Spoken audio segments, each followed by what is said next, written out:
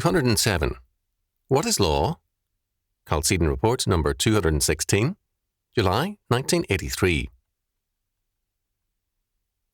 Not too many years ago, an American scholar who, in his day, was regarded as a very great legal mind and authority, wrote an influential book entitled The Sanctity of Law, Wherein Does It Consist? 1927. The author, John W. Burgess, very soon was set aside as a conservative and then as a reactionary, and his once widespread influence faded. In retrospect, perhaps we had better reclassify Burgess as a radical of sorts. Burgess began his study by citing and then objecting to Sir William Blackstone's definition of law. For Blackstone, law was the rules of civil conduct prescribed by the supreme power in a state, commanding what is right and prohibiting what is wrong. For Burgess, this definition, quote, confused, end quote, morality and religion with law, and to rid the definition of this embarrassment, he eliminated the last 9 words as not belonging to the etymology of the law. His definition read, law is a rule of civil conduct prescribed by the supreme power of a state. It is an exercise of sovereignty. Burgess turned away from a religious, that is, for him, Christian definition of law to define it historically. Blackstone still saw law as essentially related to revelation, God's law. Subsequently, law was viewed as logic, but Oliver Wendell Holmes Jr., in The Common Law, 1881, held, the life of the law has not been logic, it has been experience. Both Burgess and Holmes were, by choice, limiting the concept of law to the written law of nations. The ground of the law could not be moral or religious validity, but political legitimacy. The law was valid if it was the instrument of a legitimate sovereign state and enforced by a physical penalty when necessary. Man, in his social infancy, looked to God for law, but he must now look to his social experience. The triumph of Christianity was, for Burgess, a black pall over the entire continent of Europe. The only advantage of the medieval order was that it prevented anarchy and gave sanctity to law. With the 20th century, the outworn creeds gave way to a new answer. It was that the national consciousness of truth and right was the source of law, of sovereignty, in the modern state, and that a genuine national consciousness, from the point of view of the sanctity of law, was produced by a conjunction of the geographic and economic entities with the ethical and the political. The one higher step in the growth and the sanctity of the law would be the rise of an international order. The League of Nations did not impress Burgess as that hope for order. Thus, for Burgess, the voice of the people had become the voice of law and of true sanctity.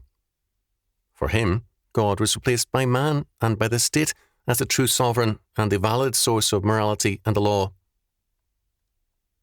Holmes, in an 1885 speech before the Suffolk Bar Association, had seen the law also as a reflection of the people.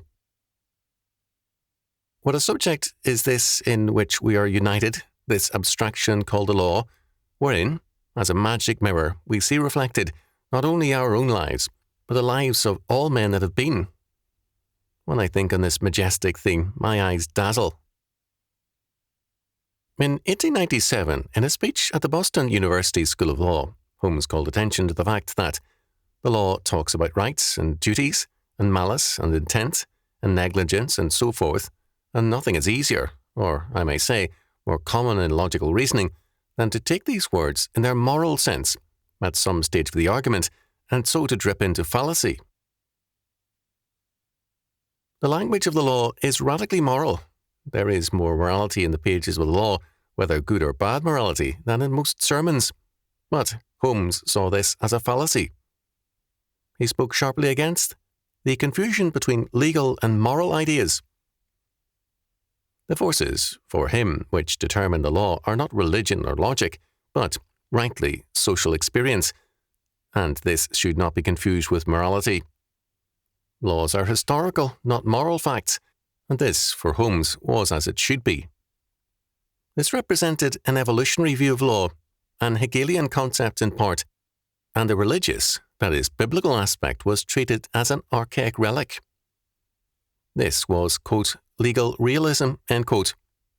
It was, in reality, a humanistic religious faith which Holmes at times expressed with lyric power and hope, as in his speech to the Harvard Law School Association of New York, February 15, 1913. This strong affirmation of our Darwinian humanism was reprinted by the US Senate 62nd Congress, 3rd Session, as deserving of wider attention. In such a social order, what does the law then become? If it is separated from justice, what is the function of the law? The term justice continues to be used, but the concept has been separated from God and humanized, that is, made humanistic. It is now social justice. But what then does social justice mean? It means a social order in which the state gives protection and material aid to, quote, the common man, end quote. Law and justice thus are separated from God and His revealed law word and become aspects of the life of the state. Justice is, by some scholars, related to, quote, human dignity, end quote. Man's sense of injustice is an active, spontaneous source of law, according to Edmund Kahn. Justice is thus related to a sense of security in one's human dignity and status. Law, justice, and power are harnessed to broad social purposes and concerns in order to create a better commonwealth.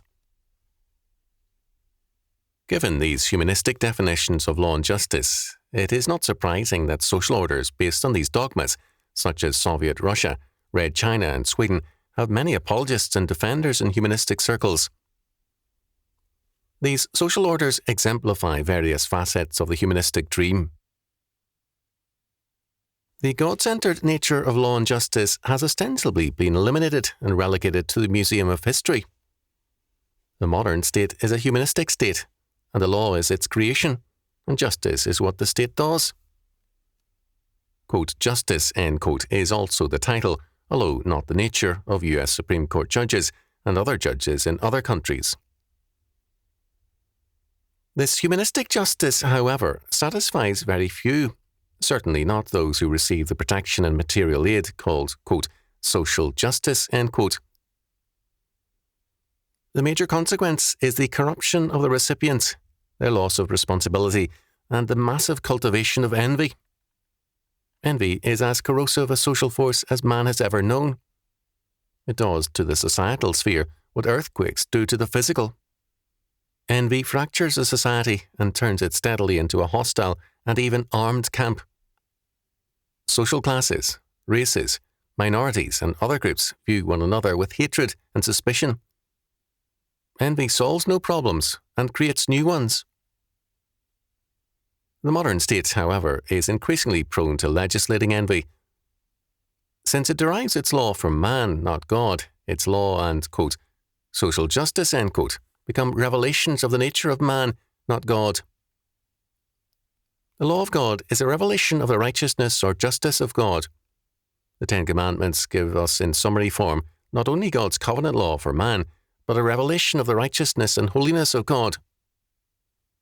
The law is often prefixed with the words, sanctify yourselves therefore, and be ye holy, for I am the Lord your God. Leviticus chapter 20, verse 7. The law governs man, and it reveals God.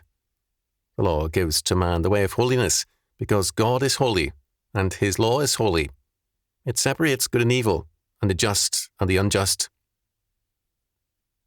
Man, like God, legislates his nature, but man's nature is not justice, but sin, a fallen nature, and he legislates his sin. The law, thus, as man becomes more and more humanistic, becomes more and more evil. It vindicates homosexuality, and it kills millions of unborn babies. It legislates covetousness, and it enforces legalized theft against every social class. The end of sin is death, and so too the humanistic state is suicidal. In every age the word of wisdom stands. But he that sinneth against me wrongeth his own soul. All they that hate me love death. Proverbs chapter 8, verse 36. The future of humanistic laws and states is death. Except the Lord build a house, they labour in vain that build it. Psalm 127, verse 1.